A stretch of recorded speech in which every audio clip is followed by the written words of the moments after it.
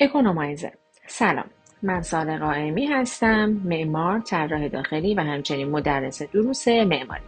امروز میخوام در مورد اکونومایزر توی ساختمان‌ها یه چیزایی رو بگم که هم مهمن هم خیلی کاربردیه.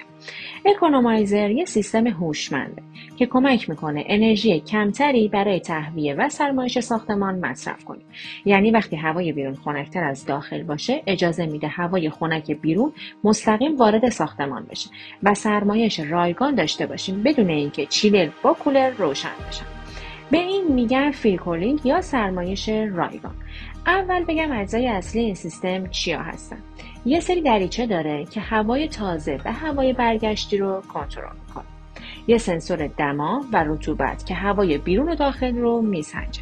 یه دمپر موتور داره که میزان هوای ورودی رو تنظیم میکنه و در نهایت یه کنترل هوشمند که تصمیم میگیره کی و چقدر هوای تازه بیاد داخل.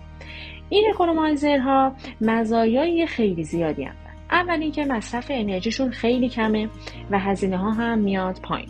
دوم، دستگاه های سرمایشی دیرتر خراب میشن و عمرشون بیشتر میشه. سوم، کیفیت هوای بهتر چون هوای تازه بیشتری وارد میکنه و در نهایت فضای داخلی ساختمان آسایش بیشتری داره. ما دو نوع اکونومایزر داریم.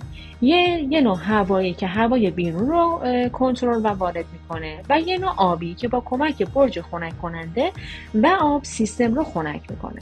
در کل اکونومایزر یه راه خیلی خوب و ثبت برای کاهش مصرف انرژی و داشتن ساختمانی راحت‌تر و پایدارتر.